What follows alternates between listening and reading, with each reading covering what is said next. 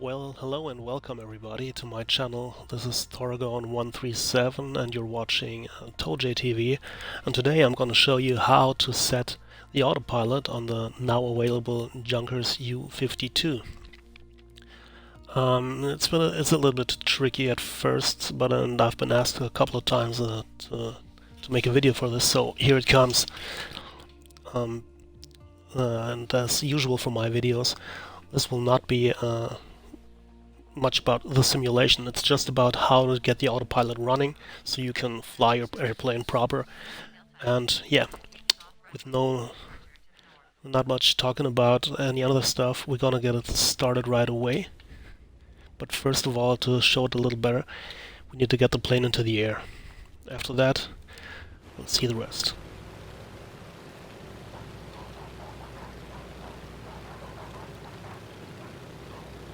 Alright, and here we go. First of all, this autopilot is very basic. It's a very old machine, built in 1939 if I remember correctly. So all this autopilot is gonna do, it's gonna keep the heading. It ain't gonna keep the altitude or the speed. That's what you have to set for yourself. But the rest will work quite fine. Since I'm usually flying the Spitfire, which doesn't have any autopilot at all, this one works quite good. But first of all, we need to fly past the time climb, because we need the heading of our target. Up here right now, this time climb is on this course of 043, but it wouldn't make sense to set the autopilot for this little trip here. So now we're about to pass the time vert, and the new course will be set up here on the compass very soon. And after we got that, I'll show you how to set the autopilot. Okay, we're just about there.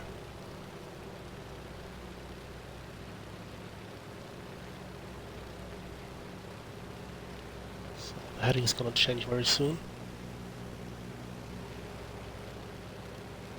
At least I hope so.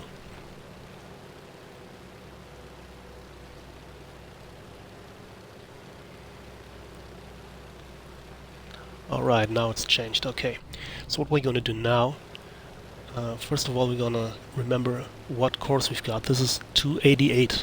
So we're going to remember the 288. And we're going to make it a little easier for the autopilot to correct the course. I'll explain later why I turned the airplane into the proper direction myself before setting the autopilot. But you'll get why. So now we're just in the approximately direction of where we want to go. So a little more to the right, so to show how it works. All right. So the setting was 288. That's our course we want to go. So first of all, we're going down to this little fella here. Let's zoom in a little. And with this little wheel, we're going to set with the right stick. We're going to set the 288. It's a bit tricky to get it right on the spot, so I don't mind. I've got 289.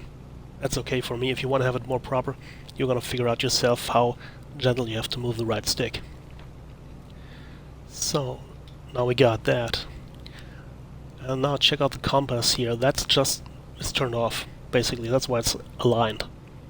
So now we're going to set the course by hitting this button. And now if you watch the compass, we're gonna activate the autopilot down here. Now the compass switched. And from now on, the plane is gonna try to get there by itself.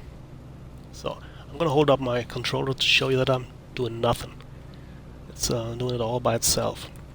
Now you're gonna notice, once we are aligned with our heading, with the time approach with our target, the plane will not automatically level itself out again. It takes a little time. That's because it's a very old machine. It's very heavy. And now it would be aligned. Now it should level out, but it doesn't. It takes a little time for the airplane to readjust all the rudders and everything that's necessary. That takes a little time. So the further off you were from the course in the beginning of setting the autopilot, the harder it needs to steer in. So therefore it takes longer after it went over the heading. It takes longer to reset the course, so it's gonna kind of like level out very, very slow. It's gonna take a lot of time the further you're off course. That's why I set the course. That's why I set the course by myself. And now, as you can see, I'm not doing anything. It's leveling out, but it takes a little time. The more accurate you set the course by yourself, the faster it's gonna level out. So now I'm gonna wait till it gets back once again to show you that I'm not doing anything. And after that, I'm gonna set the course myself, so I'm gonna head right on, and then you'll see the plane will barely move.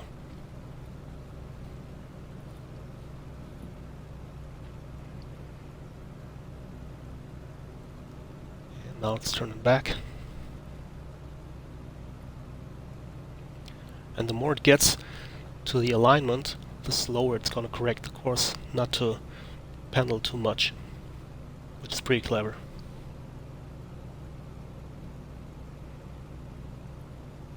Alright, here we go. I think that was pretty good for a demonstration of how this thing works.